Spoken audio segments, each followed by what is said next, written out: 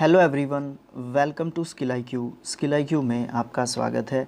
बात कर रहे थे हम सिनोनिम्स की और पार्ट नंबर जो है 13 पे हम जो है पहुंच चुके हैं। यानी कि यहाँ से आगे जो है ख़त्म होने की तरफ है। मतलब वैसे तो प्रत्येक पार्ट के बाद जो हमारे जो चैप्टर्स हैं वो ख़त्म होने की तरफ ही होता है, बट यहाँ से हाफ उधर की तरफ हम चल पड़े हैं जहाँ पे ख़त्म होने को हमारा लेसन होगा। तो आज का पहला वर्ड जो है देखते हैं, वो है आसान वर्ड जो कि अर्थक्वेक है। अर्थक्वेक का मतलब आप जानते ही हैं, भूकंप होता है। Violent moment of the earth's surface, this bridge broke down एक फ्रेजल वर्ब होती है, broke down in last earthquake. एक एग्जांपल और है, the earthquake displaced the city, है ना। अर्थक्वेक के कारण जो सिटी है वो डिस्प्लेस्ड हो गई, मतलब क्या हो गया, एक जगह से दूसरी जगह पे उनको भेजना पड़ा। सिनोनिम्स की बात करेंगे तो क्वैक कह सकते हैं, शेक कह सकते हैं और ट्रिमर भी कह सकते हैं। नेक्स्ट है इकोनॉमिकल, एडजेक्टिव होता है ये हमारा, अल्प व्यय, सस्ता, संबंधी कह सकते हैं, किफ़ायती कह सकते हैं, मितव्ययी कह सकते हैं। इस वर्ड को लास्ट में आप रखेंगे, बाकी चार वर्ड्स जो है बिल्कुल सबसे पहले इकोनॉमिकल बोलते ही हमारे दिमाग में यही जो है मीनिंग आते हैं। मीनिंग इंग्लिश की बात करेंगे तो दैट कॉस्ट और uses less time, money, fuel और एक्सेट्रा देन यूजुअल। मतलब जब हम इकोनॉमिकल वर्ड की बात करते हैं तो कोई भी चीज़ जिसमें समय कम लगता है या पैसा कम लगता है या ईंधन कम लगता है तो उस चीज़ की बात करते हैं। आमतौर पर जो चीज़ लगती है, जो खर्च होता है उससे कम होता हो तो हम इकोनॉमिकल उस चीज़ को कहते हैं, ठीक है। N economical car run, he is economical of his time, है ना। अब इससे बनने वाले कुछ वर्ड्स की बात करते हैं। इकोनॉमिक जो है एक एडजेक्टिव बनता है दूसरा, इसका मतलब किफ़ायती, लाभप्रद, आर्थिक, मितव्ययी, वही सब मतलब होंगे। लेकिन ये एक डिग्री होती है, ये पॉजिटिव डिग्री होती है। मोर इकोनॉमिकल कंपैरेटिव डिग्री होती है और मोस्ट इकोनॉमिकल सुपरलेटिव डिग्री होती है। इकोनोमेट्रिक ये भी एक एडजेक्टिव होता है, इसका मतलब अर्थमितीय है, मतलब धन से संबंधित, related to money. Economically LLY ending word adverb होते हैं, कम खर्चे में आप इसका मतलब कह सकते हैं। इकोनमी आप जानते हैं, आर्थिक जो चीज़ें होती हैं उनसे संबंधित होता है।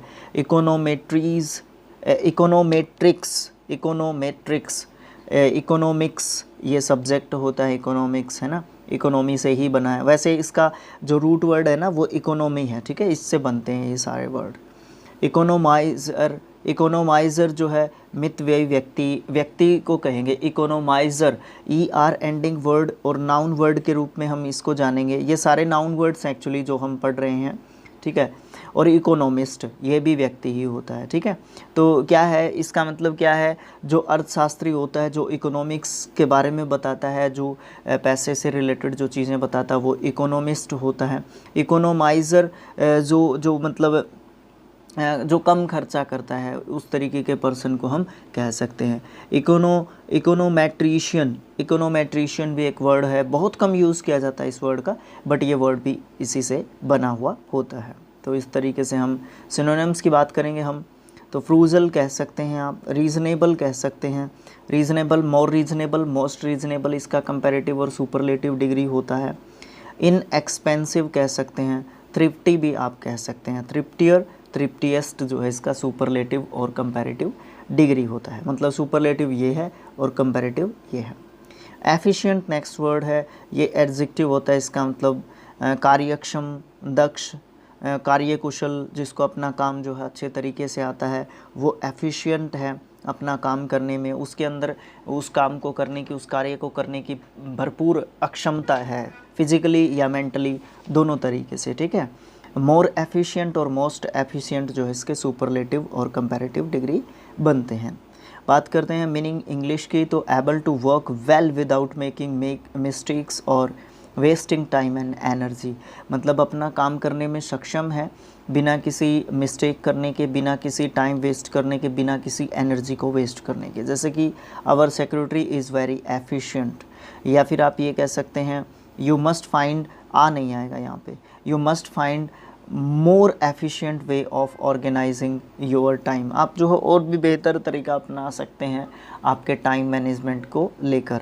एफिशिएंसीज जो है इससे एफिकेशियस है, सॉरी एफिकेशियस जो है एक एडजेक्टिव बनता है, कार्य साधक या फिर प्रभावी, एफिशिएंट, ठीक है, इफ़ेक्टिव एक तरीके से आप अगर कहना चाहें इसका सिनोनियम जो है बन सकता है। एफिशिएंसी जो है नाउन बनता है, इसका मतलब दक्षता, पारंगतता, ठीक है, कार्यक्षमता, निपुणता। एफिशिएंसीज इसका प्लूरल फॉर्म बनता है। एफिशिएंटली एक एडवर्ब बनता है इससे, इसका मतलब निपुणता से या कार्यकुशलता से, योग्यता से, दक्षता से, ये सब मतलब कह सकते हैं। एफिकेशियसली एडवर्ब बनता है इससे, ठीक है, जो जिसका मतलब प्रभावी रूप से आप कह सकते हैं।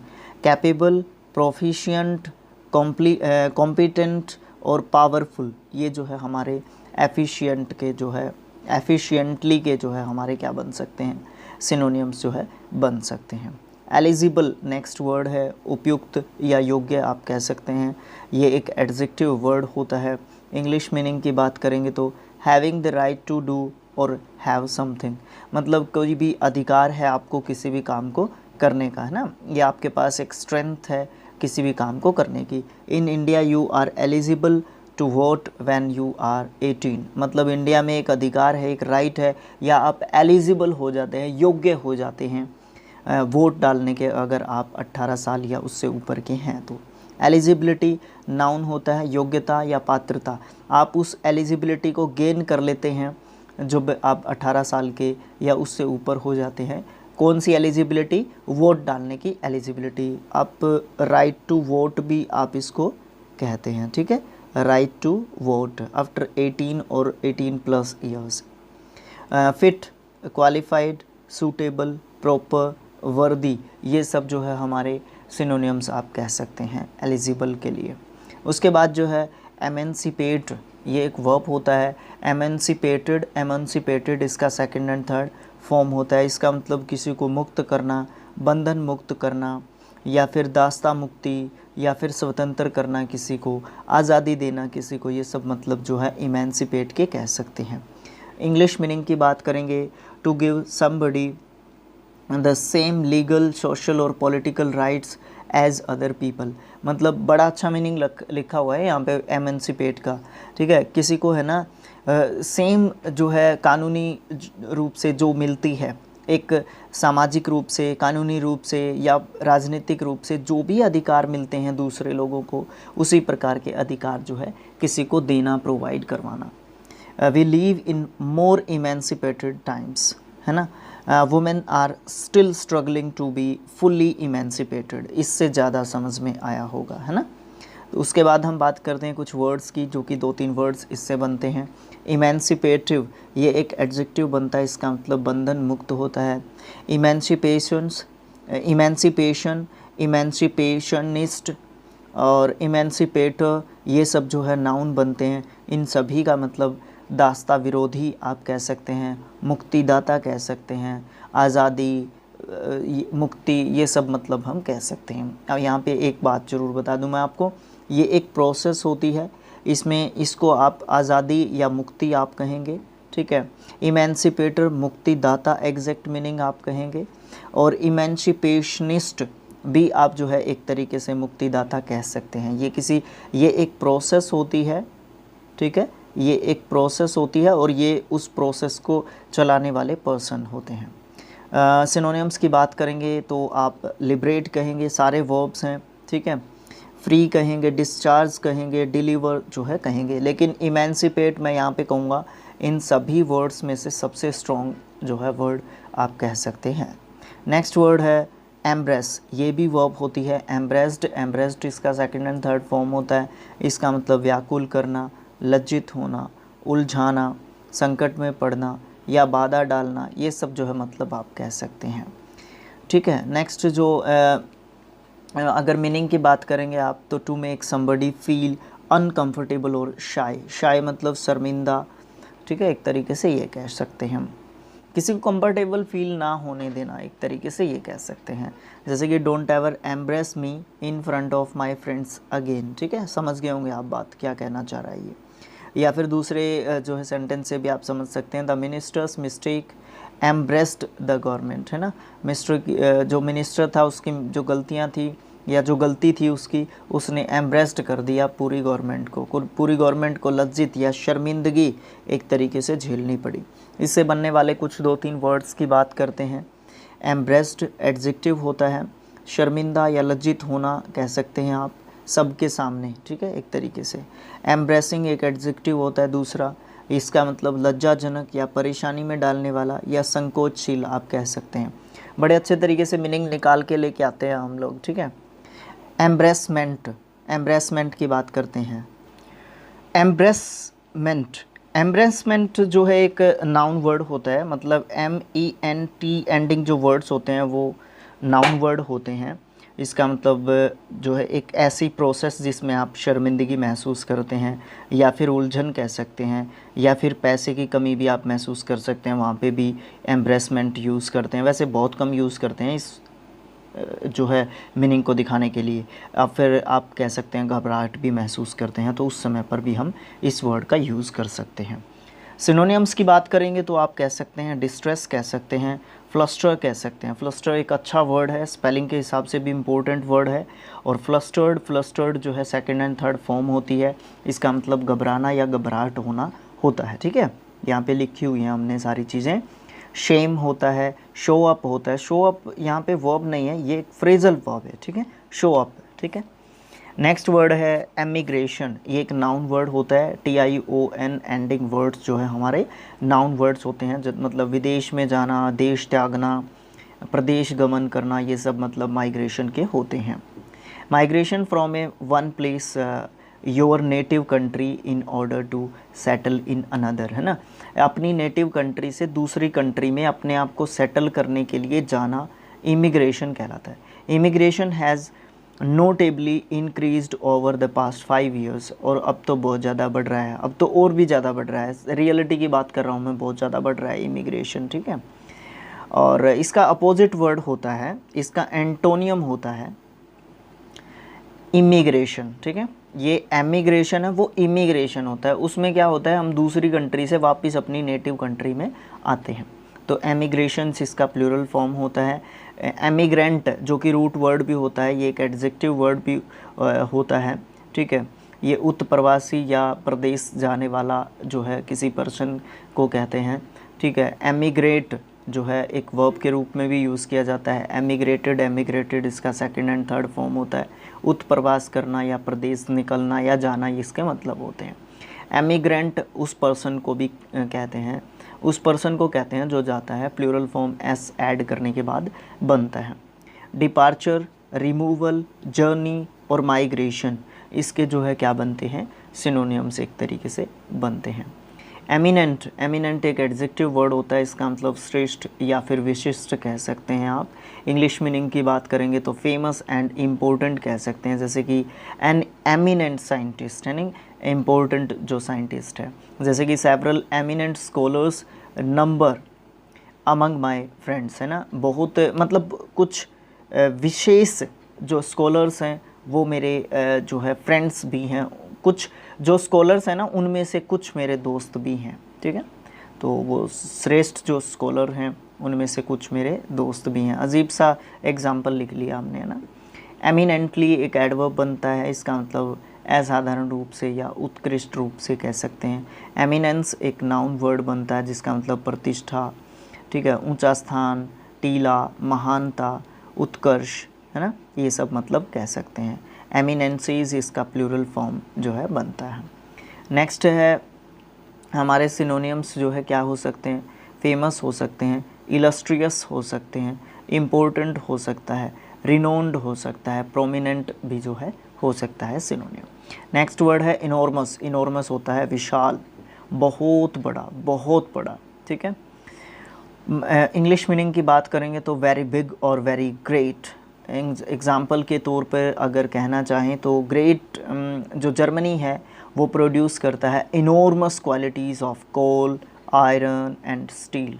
मतलब इनॉर्मस क्वालिटी, क्वालिटी नहीं क्वांटिटी, इनॉर्मस जो है क्वांटिटी में जो है निकालता है, बहुत ज़्यादा क्वांटिटी में निकालता है। जैसे दूसरे एग्जाम्पल के बारे में बात करेंगे तो Anita has an enormous capacity for hard work, बहुत ज़्यादा जो है एनॉर्मस कैपेसिटी रखती है हार्ड वर्क करने के लिए अनीता, है ना।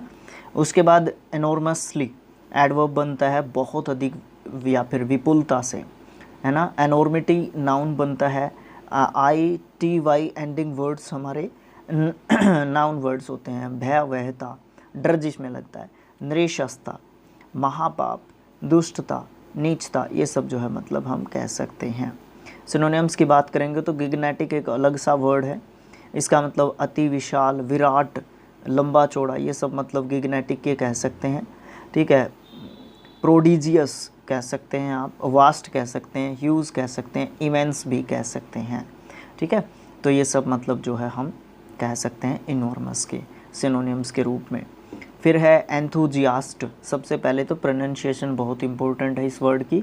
एंथुजियास्ट नाउन वर्ड के रूप में यूज़ करते हैं, उत्साही, उत्साहशील, अति श्रद्धापूर्ण व्यक्ति, अति श्रद्धापूर्ण व्यक्ति कहेंगे आप इसको। एंथुजियास्ट्स इसका प्लूरल फॉर्म बनता है, अगर आप बनाने जाएंगे तो इंग्लिश मीनिंग की बात करेंगे तो a person who is very interested in an activity और समबडी, है ना।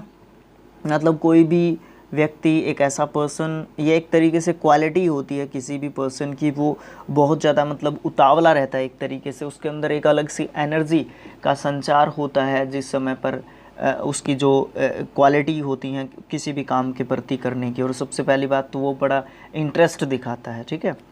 एग्जाम्पल की बात करें तो Sachin was an enthusiast for the advantage, है ना। तो ये कह सकते हैं। Rajveer is a great sports enthusiast, है ना, मैंने अपना नाम लिख दिया यहाँ पे। तो मुझे स्पोर्ट्स में बहुत इंटरेस्ट है, खासकर जो क्रिकेट है ना उसमें मुझे बहुत ज़्यादा इंटरेस्ट है, बहुत इंटरेस्ट रखता हूँ मैं। एंथुजियास्टिक, मोर एंथुजियास्टिक और मोस्ट एंथुजियास्टिक इसकी कंपैरेटिव एंड सुपरलेटिव डिग्री बनती है, जिसमें उत्साह से भरे हुए होते हैं, जोश से भरे हुए होते हैं, ये सब मतलब बनते हैं।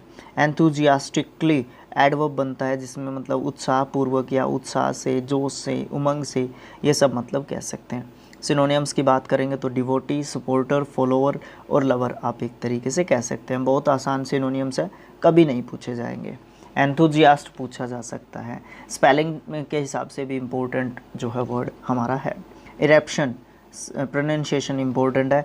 इरेप्शन विस्फोट होना, इरेप्शन होता है, इरेप्शंस इसका प्लूरल फॉर्म होता है, नाउन वर्ड होता है।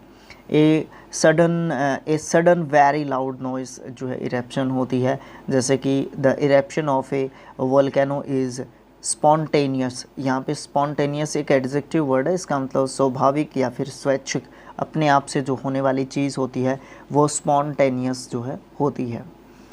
इरेप्टिव जो है इसका एक एडजेक्टिव बनता है इससे, जिसका मतलब विस्फोटक या उद्भेदी। उद्भेदी जो एक तरीके से जो तोड़ फोड़ करके जो चीज़ निकलती है, दिखती है, ठीक है। इरेप्ट ये रूट वर्ड है इसके लिए। इरेप्टेड, इरेप्टेड इसका सेकंड एंड थर्ड फॉर्म होता है, क्योंकि एक वर्ब के रूप में हम इसको यूज़ करते हैं। इसका मतलब फूटना, प्रस्फुटित होना, विस्फोट होना, भभक उठना, ये सब कह सकते हैं मतलब। एक्सप्लोजन, इन्फ्लेमेशन, आउटब्रेक, आउटब्रस्ट, ये सब जो है सिनोनिम्स आप कह सकते हैं।